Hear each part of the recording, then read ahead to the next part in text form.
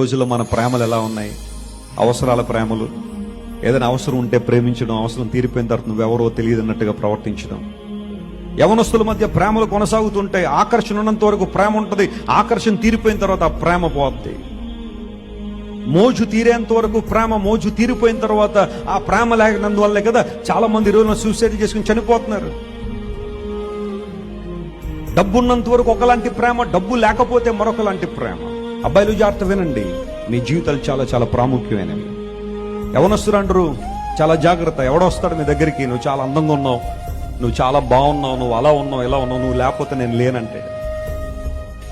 అబద్ధాలు ఆడతారు నీ దగ్గరికి వచ్చి.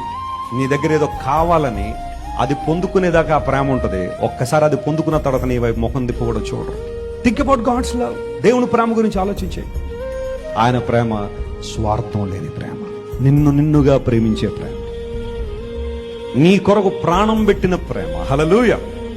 నీ ప్రాణం తీసే ప్రేమ కాదు యేసయ్యది, నీ కొరకు ప్రాణం పెట్టిన ప్రేమ.